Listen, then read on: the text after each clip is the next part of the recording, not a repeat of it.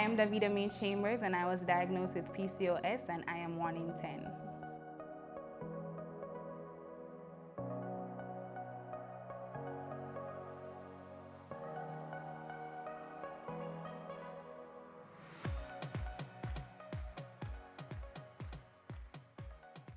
My initial reaction when I was diagnosed with PCOS was understanding. I did feel like something was wrong, and to finally put the name to what you were feeling was not necessarily a sigh of relief, but like an understanding. So you kind of now mentally put together why you were feeling this way, what can you do now, how can you change certain things about yourself. I'm 25 and I was diagnosed with PCOS when I was 23. And at the time, my symptoms were severe tiredness and fatigue. I would have a good night's rest and then wake up completely exhausted, like I didn't actually sleep the night before. I would go 2 or 3 months, maybe longer, without a period. And then when I do get my period, it would have been a nightmare. Severe heavy flow, a lot of clots, a lot of pain.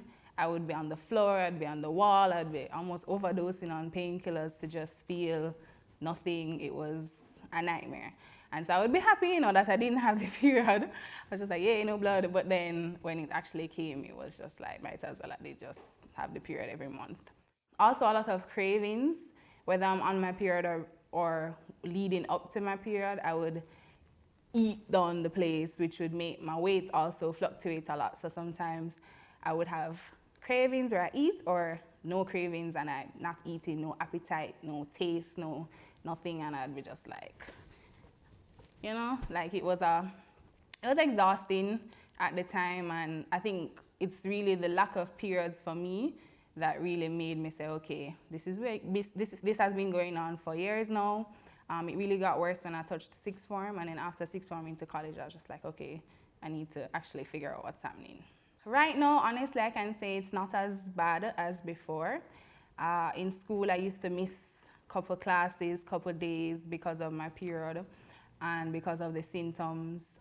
Right now, I would miss a couple work days, or I would really want to just stay at home in bed all day, every day. But I think the biggest impact for me is weight, the weight fluctuation, the tiredness.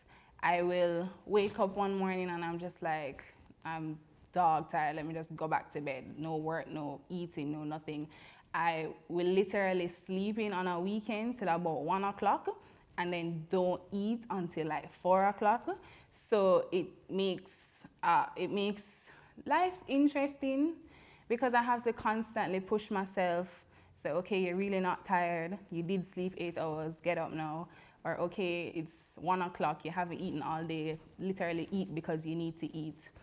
Mentally, it's also draining because trying to explain things to people. I mean, thankfully, I have a lot of women in my family, so it's not really hard for them to understand. But trying to explain to my dad or to my boyfriend or to just anybody, it can be a challenge to just try and explain what I'm feeling. And the symptoms are so wide. Sometimes some periods are good, sometimes some periods are not. The most frustrating PCOS symptom, I think, for me is, they're all so frustrating, honestly, it's hard to pick one. But I really would possibly say that it's the appetite and the cravings, especially because that kind of segues into a lot of other things, the mentally feeling, the weight issues. PCOS has indeed, I think, impacted me mentally, but it's a good impact and a bad impact sometimes. But it's good in the sense where I do a lot of research now, I do a lot of reading about what PCOS, the types of symptoms, what women go through. I'm really happy that I actually found a support group on Instagram that I want to join and kind of just get to talking with other ladies about different things. So it's almost in a sense where the impact is like, okay, you know what you have now, you can research about it, you can find out about it, so you can feel better about it. But mentally, I think it's draining.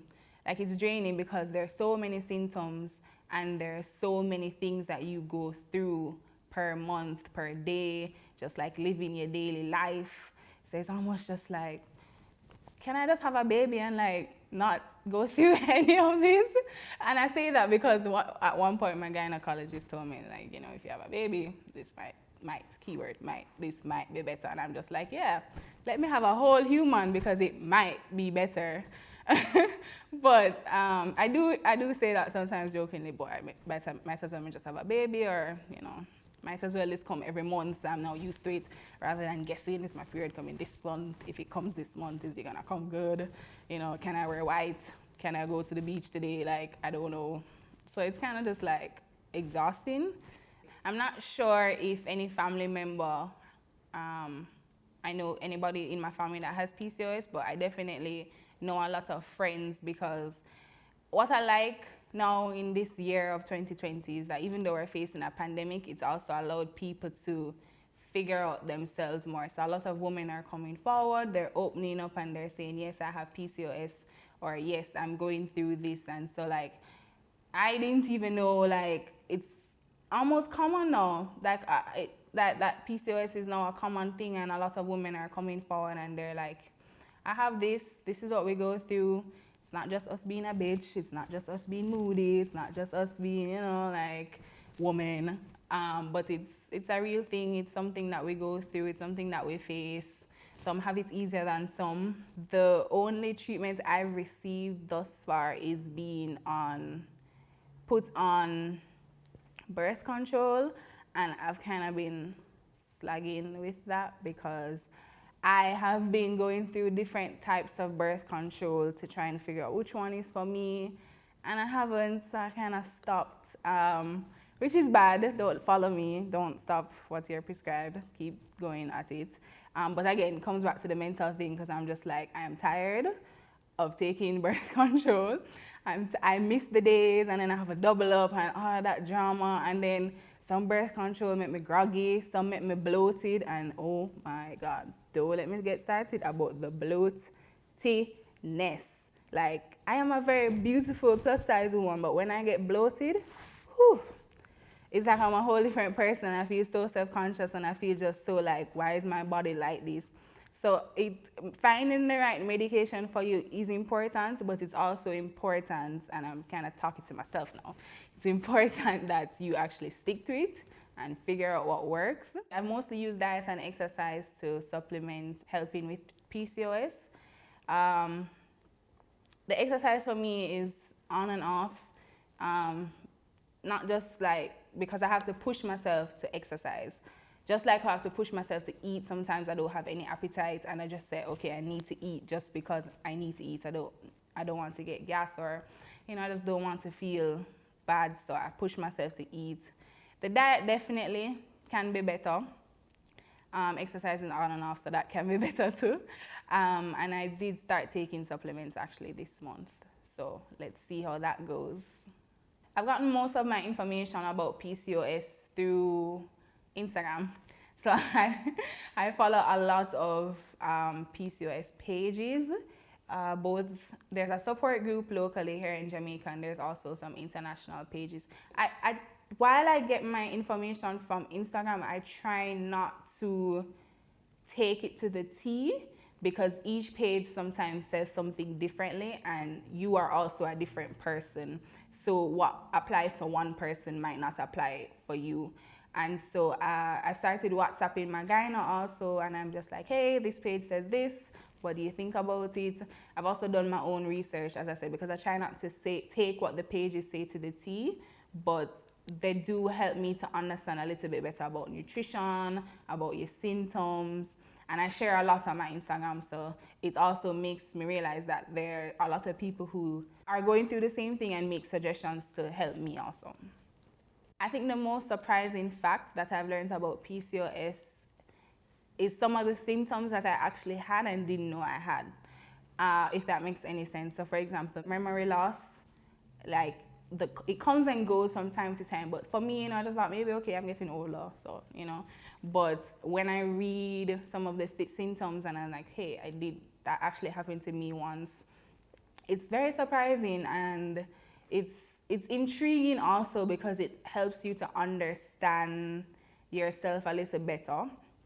And you're like, wow, like all of this thing is happening. Like, can this happen to me in the future? Like, it just makes my mind go like around and around, because I'm just like, maybe this can happen to me. And I think what also surprises me about it is how different it is for each woman. If you're just finding out that you have PCOS, my advice to you would be not to overthink. There's a lot about PCOS that you may not know, or that you're just finding out, or that you will find out eventually, and it can be overwhelming. But I would just say, don't overthink. Talk to your friends and family about it. Find somebody that can help you walk through it, whether it's a gyna, a doctor, a nutritionist, a trainer.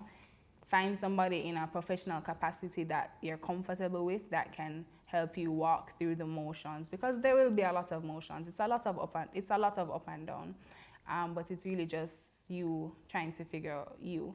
So don't overthink. Read about it, talk about it.